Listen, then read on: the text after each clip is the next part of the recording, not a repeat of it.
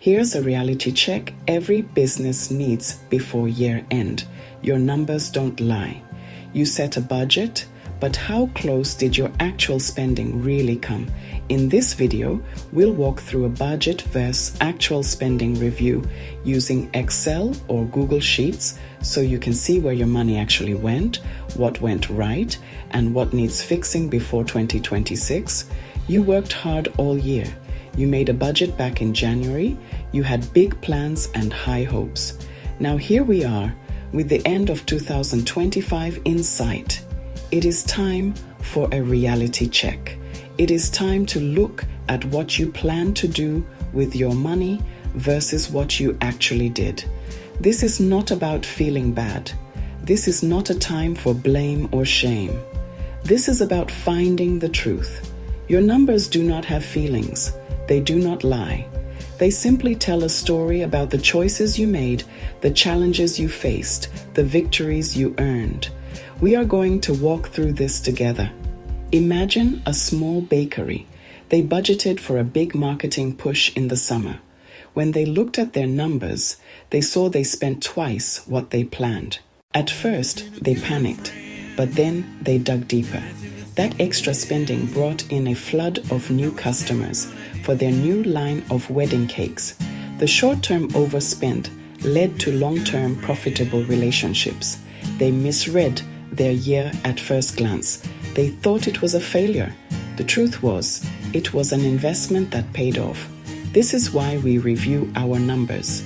It turns confusion into clarity. It helps us make winning decisions for the future. This review is your secret weapon for a strong finish to 2025. It is also your foundation for a powerful 2026. We are not just looking backward. We are looking forward with better information. This is about taking control of your financial future. It gives you the confidence to lead your business, your team, your family with wisdom. Every good journey starts with a map. Your budget is that map. At the beginning of the year, you drew a route. You marked where you wanted to go.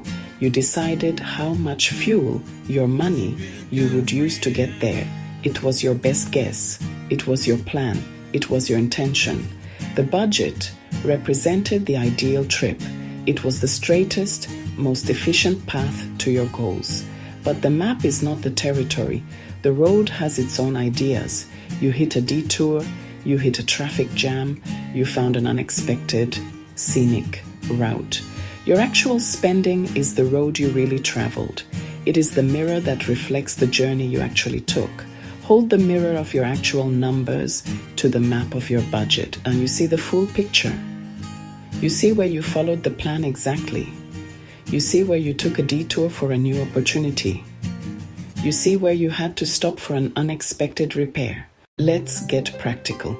You do not need complicated software to do this. A simple spreadsheet is your best friend.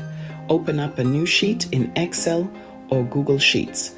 We are going to create a simple but powerful tool. You need just a few columns to start. Create columns and label them clearly. Category budget, actual variance percentage difference.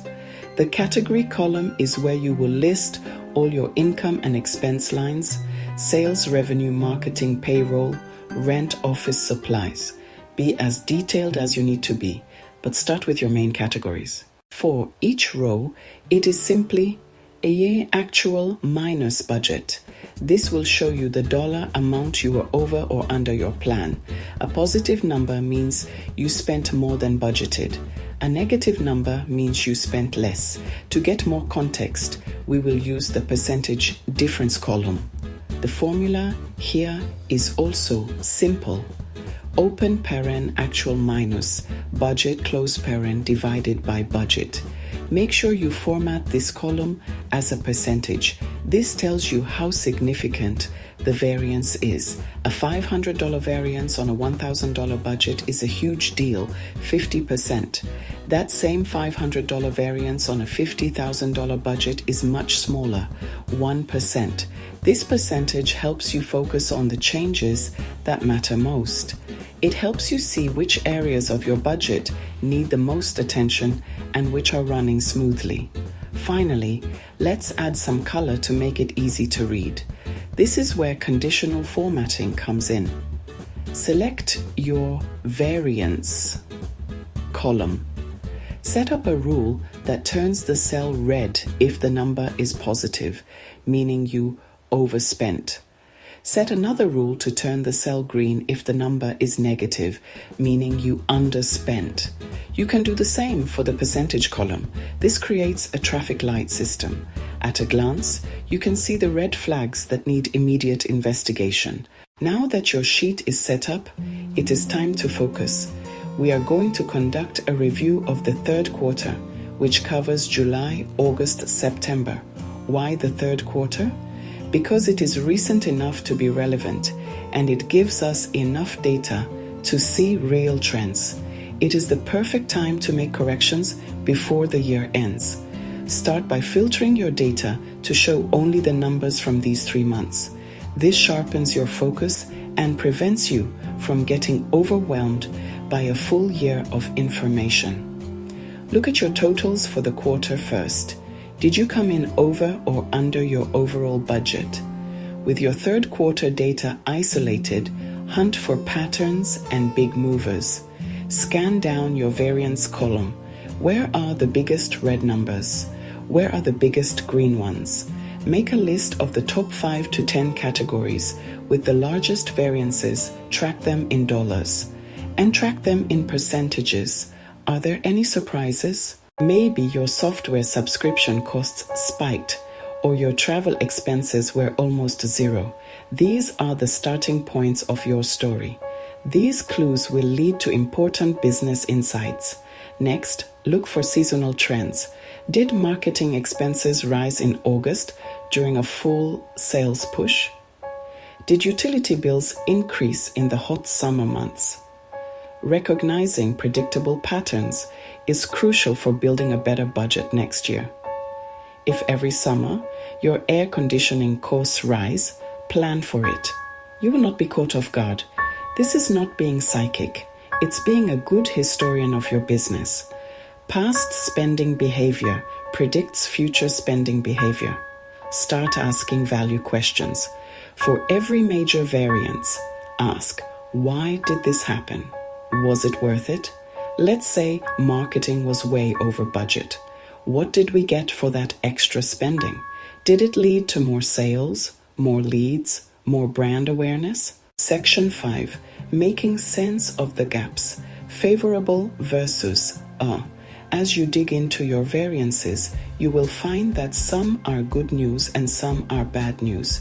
In accounting, we use the terms favorable and unfavorable to describe these.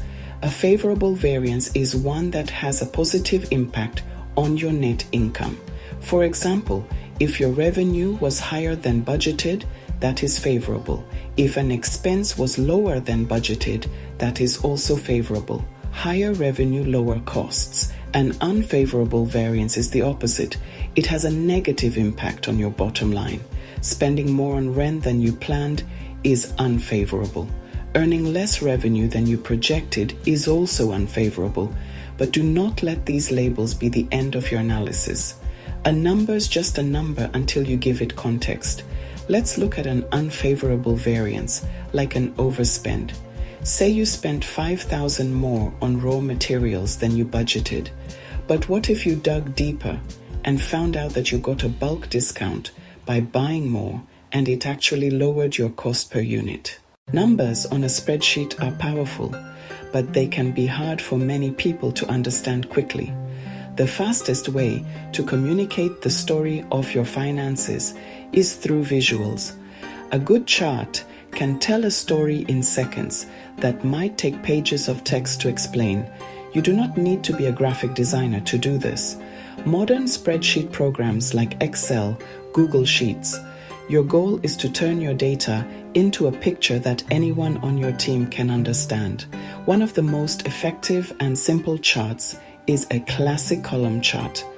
For each of your main expense categories, create 2 columns side by side. Budget amount, actual amount. This visual makes the gaps immediately obvious. You can instantly see which categories had the biggest differences between the plan and the reality. To create one, just highlight your category names, your budget data, and your actual data. Then go to Insert and choose Chart, selecting the column chart option. It is that simple. Another powerful visual is the waterfall chart. This tells a powerful cumulative story of how all the small pieces added up to your final result.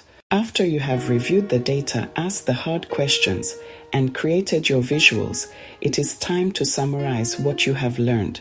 Distill all that analysis into a few clear, actionable lessons. Do not just move on. Take a moment to write down the key takeaways from your Q3 review.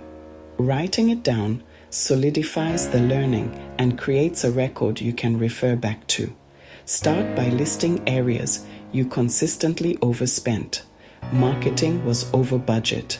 Software subscriptions were over budget. Shipping costs were over budget. In July, in August, in September. This is a trend, not a fluke.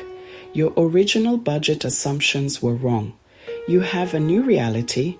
Your 2026 budget must reflect it. These savings are real. Reallocate them. Now we get to the best part. All this review work has not been about the past. It has been about preparing for the future. Use your lessons from 2025 to build a winning budget for 2026. Move from historian to architect. Design the financial structure for your success next year. First step, create a new spreadsheet. Copy your 2025 budget template. Save it as 2026 Budget Draft V1. Build based on reality, not wishful thinking. Go through your budget line by line. For each category, look at 2025 actuals. Review the lessons you learned. Marketing ran 50% over budget. Marketing delivered a strong return. It's time to adjust that assumption. Don't just copy last year's wishful number. Increase the 2026 marketing budget to a realistic level. Make it reflect actual costs to get needed results. Acknowledge reality. This is not admitting defeat. It's planning for victory with honest numbers. Do the same for underspent areas. If you consistently spent less on travel, don't leave the bloated number. Reduce travel to a realistic figure. That frees up cash to reallocate intentionally. Maybe that extra cash funds your new marketing plan. This is how a reality-based budget works. It's a strategic document directing resources where they'll have the greatest impact. Base decisions on real-world evidence. As you build this draft, keep notes. In a separate column, document why you make each change. Add to fund new Q1 lead gen campaign. We have covered a lot of ground. We have gone from the initial shock of the numbers to the clarity of a well-reasoned plan. Remember, this process is not a one-time event. It is a habit. It is a rhythm you build into your business.